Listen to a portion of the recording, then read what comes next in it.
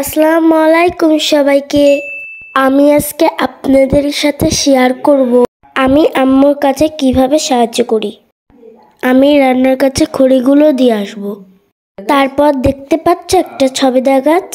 এই ছবেদা গাছে কিন্তু মোটামুটি ভালোই ছবেদা ধরে, কিন্তু আমরা কখনোই খেতে পারি না। কারণ কি জানো? কারণ আমাদের বাড়ির সামনে আছে বাদুড়ের বাসা। এই বাদুড়গুলো ছবিটা বড় হওয়ার আগেই খেয়ে ফেলে, তাই আমরা আর খেতে পারি না। কি যে একটা অবস্থা। আম্মু এখানে ভাতগুলো রান্না করে নিচ্ছে, আর আমি আম্মুকে মরিচগুলোর বুটে ছাড়িয়ে দিচ্ছি। আমি অনেক আগেই এই কাজটা শিখেছি, এখন আমার হাত আর জ্বালা করে না। তবু আমি এটা ছাড়ানোর পরে হাতটা সাবান দিয়ে ধুয়ে নিব। এই দেখো আমার কতগুলি ছাড়ানো শেষ। এখন আমি সুন্দর করে ঝুড়ির মধ্যে এটা গুছিয়ে দিব। যাই হোক, সেদিনকে বিকালবেলা আকাশটা মেঘলা মেঘলা ছিল, একদমই রোদ ছিল না, বৃষ্টিও ছিল না। এই আবহাওয়ায় পরিবেশটা দেখতে ভালোই লাগছিল।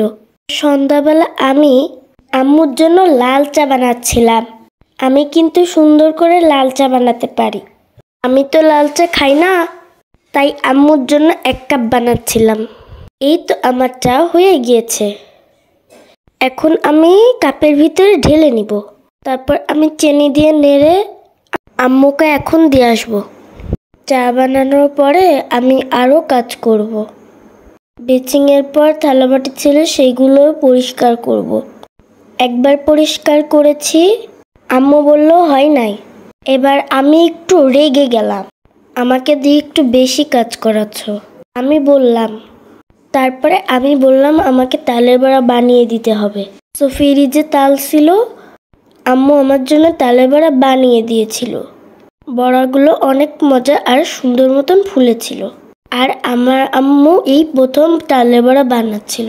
এতদিন আমার আম্মু তালের বড়া বানাতে পারতো না, তাই আমি সবসময় ফুপুর কাছ থেকে তালের বড়া খেতাম।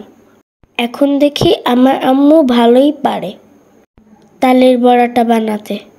তালের বড়াগুলো বানাচ্ছিল আর আমি পাশে বসে বসে দেখছিলাম।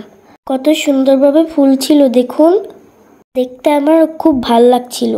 তো এখন আমি তালের বড়াগুলো খেয়ে পড়তে বসবো। পড়া শেষ করে আমি নিজের চুলটা বেঁধে শুয়ে পড়ব। তো আজকের মতন এই পর্যন্ত। সবাই ভালো থাকবেন, সুস্থ থাকবেন, আমার জন্য দোয়া করবেন। আল্লাহ হাফেজ।